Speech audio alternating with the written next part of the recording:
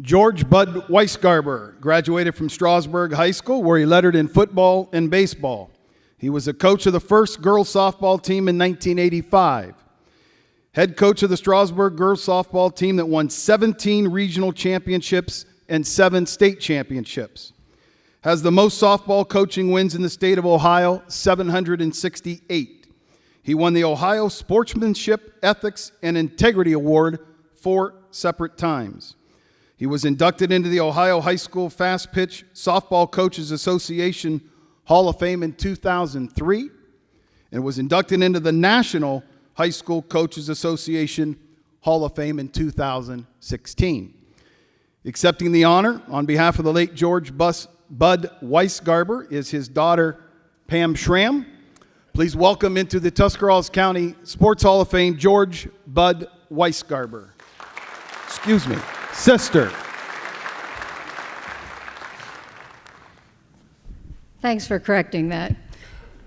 First of all, on behalf of my brother Harry and I, we would like to thank the committee for this honor. Bud did get the letter saying he was selected before he passed away in December, and he was truly honored. He loves Strasburg, he loves his school, he loves his county, and he would certainly be here to love this if he could be.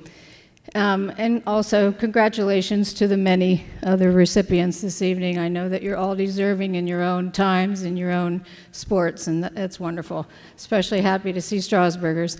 And I brought my own cheering section, which is wonderful. He has he has former amazing players up here and coaches and some of the best parents that exist. In fact, a couple of parents are down here, so thank you so much for being here for Bud. I know that you heard his accolades and you can read them in the program and they're pretty well documented, but I wanted to talk about some things that you might not know. He went in the hospital for open heart surgery, had an allergic reaction to a drug, and it just went south quickly, and he was in the hospital for over 4 months before having to have several amputations. His left leg came off below the knee, his right foot, half of it, all of the fingers on his left hand, and half fingers on his right hand. So he had to give signals. When he got out, he was determined that he was going to be back in that dugout by March 1st for practice. And he came up with a way. He never changed his signals the whole 35 years he coached. So why nobody picked up on them, I don't know. But anyway, he figured out a way to relay signals to his other coach, Nicole Coles, who was at third base in his place, and for her to signal. It was amazing, but that was my brother. He could do anything that he put his mind to. And when he was in the hospital and woke up and found out that he was missing a lot of limbs, he went through the whole Kubler-Ross thing with anger and a lot of sorrow and finally acceptance. And then he was determined that I'm going to go on and I'm going to make this work. So he did come back to the softball bench, and that year the team went to the state semifinals. And what a day. Today the Strasburg Lady Tigers were back in the Final Four and won. So tomorrow I'm thinking we're going to have another state championship in Strasburg. But yeah, for sure.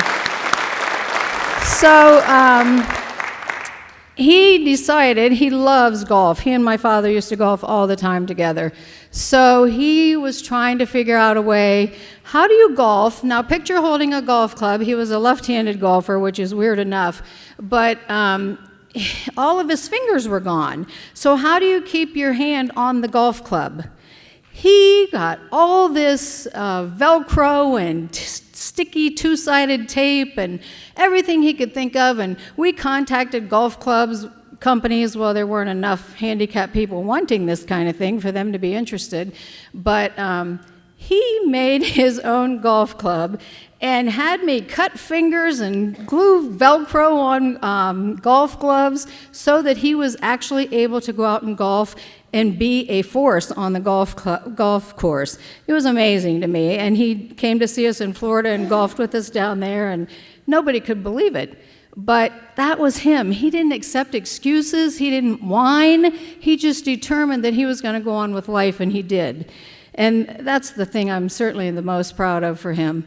But he fixed a fishing pole so he could keep fishing, and then this past December, he just got really sick, and he called me one night. I was in Florida, and he said, "Your little brother's not doing very well tonight." And I said, "Just hang on. I'll catch a plane tomorrow, and I'll be there."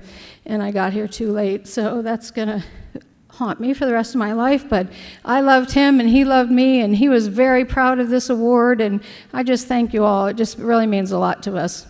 Thank you.